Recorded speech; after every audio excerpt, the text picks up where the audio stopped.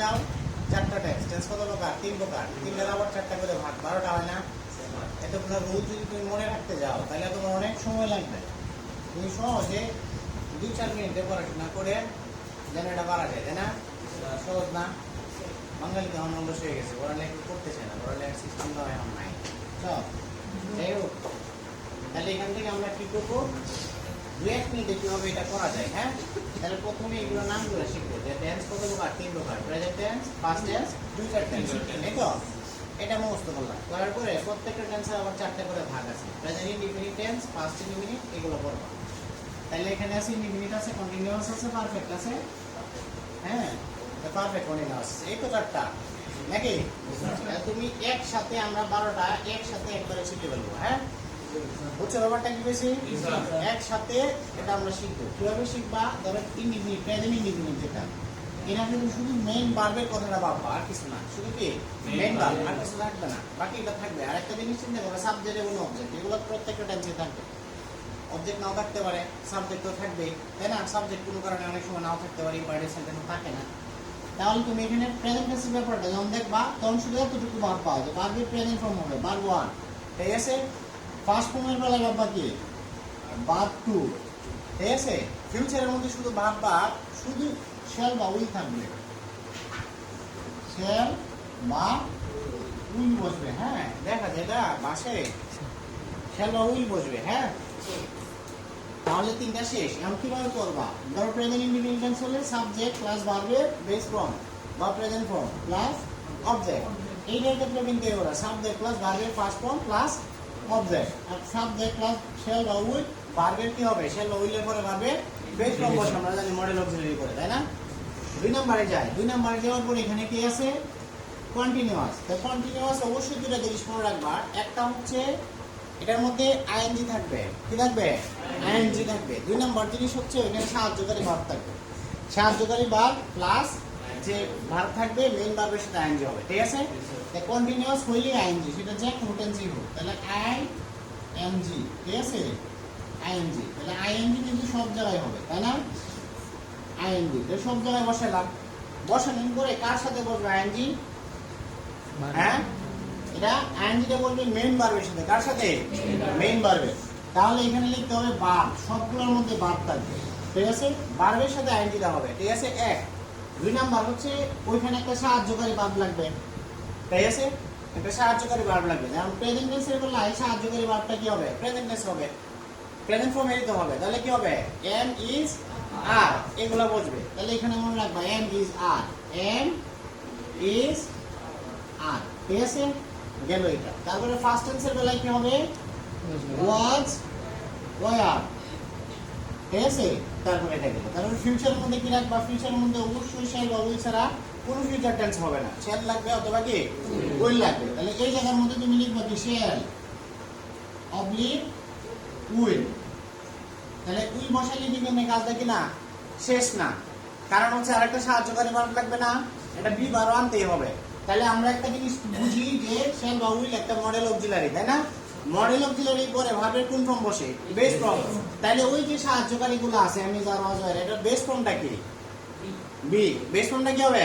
B. তাহলে এখানে বসে ধরো শ্যাল বা উইলের পরে কি? বি। তাহলে শ্যাল বা উইল, তারপরে বি বসবে, ভার্বের সাথে আইএনজি বসবে। আর এটার ক্ষেত্রে ওয়াজ ওয়ার বসবে, ঠিক আছে? তাহলে এটা মাথায় শুধু এতটুকু মনে রাখবা যে ওইখানে সাহায্যকারী ভার্ব আসবে, কন্টিনিউয়াস আসলে সাহায্যকারী আসবে, ভার্বের সাথে আইএনজি আসবে।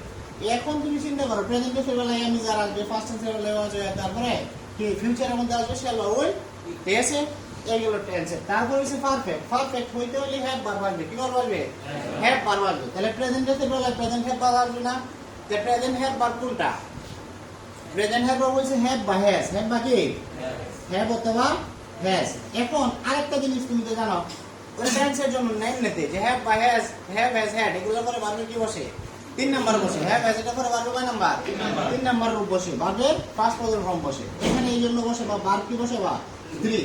এখন ফার্স্ট এই হ্যাভ ভার্বের ফার্স্ট ফর্মটা কি? হ্যাভ ভার্বের ফার্স্ট ফর্ম হবে কি? হ্যাভ বসাইতে হবে। তাহলে হ্যাভ, হ্যাড এর পরে ভার্বের কয় নাম্বার? 3 নাম্বার। এখন যাই আমরা ফিউচারে। ফিউচার তো শ্যাল বা উইল ছাড়া হবে না, তাহলে প্রথমেই শ্যাল বা উইল বসবে। শ্যাল বা কি? উইল। শ্যাল অবলিক উইল বসাবা। এটার সাথে কি বসাইতে হবে? একটা হ্যাভ ভার্ব আনতে হবে। কি আনতে হবে? এই পারফেক্টের বেলায় মনে রাখবা হ্যাভ ভার্ব ছাড়া হবে না, ঠিক আছে? তাহলে এই জন্য কি নিয়ে আসবা এখানে? হ্যাভ নিয়ে আসবা। কি নিয়ে আসবা? এখন হ্যাভ বা হ্যাজ, এখন ফিউচারে কোনটা বলবে? হ্যাভ বসবে না হ্যাজ বসবে নাকি হ্যাভ বসবে, তাই না? তাহলে ফিউচারে মনে রাখবা শ্যাল বা উইল কি, এটা মডেল চলে না। এরপরে ভার্বের কি ফর্ম বসে? Base form. তাহলে হ্যাভ ভার্বের বেস ফর্মটা কি? হ্যাভ ভার্বের যেগুলো আছে বেস ফর্ম হচ্ছে কি? হ্যাভ।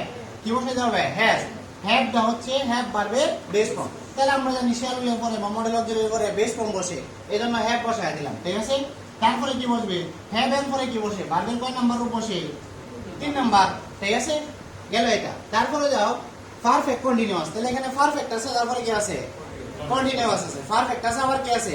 কন্টিনিউয়াস আছে। তাহলে পারফেক্টের জন্য কি নিয়ে আসবে? অবশ্যই হ্যাভ ভার্ব নিয়ে আসতে হবে।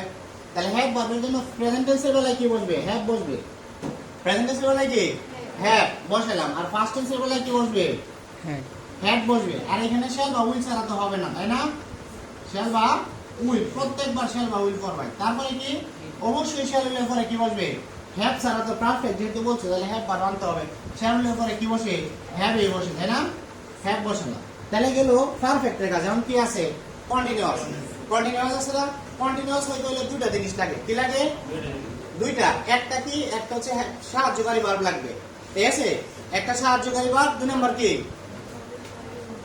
হ্যাঁ, ভার্বের সাথে আইএনজি, ঠিক আছে? তাহলে সাহায্যকারী ভার্ব এখন চিন্তা করছে সাহায্যকারী ভার্ব কোনটা? এম ইজ আর ওয়াজ এগুলো না, এগুলো তো সাহায্যকারী, মেইন সাহায্যকারী যেগুলো। আচ্ছা, সাহায্যকারীর সাথে যদি এখন তুমি হ্যাভ এর সাথে কি বসবে? বসে দেখি। হ্যাভ এজ হেডের পরে ভার্বের কয় নাম্বার বসে? 3 নাম্বার। হ্যাভ এজ হেডের পরে কয় নাম্বার? 3 নাম্বার। তাহলে এখন বসে দেখি হ্যাভ এর পরে কি বসবে? অবশ্যই ভার্বের 3 নাম্বার। তাহলে am is are was were এগুলার বেস ফর্মটা কি? বি। আর এটার ফার্স্ট প্রেজেন্ট ফর্ম কি? বি। বিন। ফার্স্ট ফর্ম কি? বিন। তাহলে এই জায়গায় বসাইতে হবে কি? বিন। সব জায়গার মধ্যে বিন বসাইতে হবে, ঠিক আছে? তাহলে এটার পরে কি বলবে? বিন। তারপরে তোমার এই যেহেতু কন্টিনিউয়াস, তাহলে কি লাগবে? আর ভার্বের সাথে আইএনজি। তাহলে ভার্বের সাথে আইএনজি বসাই দেবে, ঠিক আছে? ভার্ব প্লাস আইএনজি, ঠিক আছে? ভার্ব প্লাস আইএনজি, বুঝছো কিনা? ভার্ব প্লাস আইএনজি, ঠিক আছে? বুঝতে পারছো ব্যাপারটা? তুমি একটা টানে আর একটা আসবে। তুমি ট্যান্স যদি মুখস্থ করতে যাও, জোরাজোরি করতে যাও, তাহলে এটা ট্যান্স মুখস্থ করতে পারবে না সারাদিন। তুমি যদি কাদার মধ্যে যাও, তুমি নিজে প্র্যাকটিস করো 1-2 বার, বেশি লাগবে না। 1-2 বার প্র্যাকটিস করো আর জিনিসগুলো চিন্তা করো, তাহলে হয়ে যাবে, ঠিক আছে? বুঝছো তো নাকি? পারবা তো? ঠিক আছে।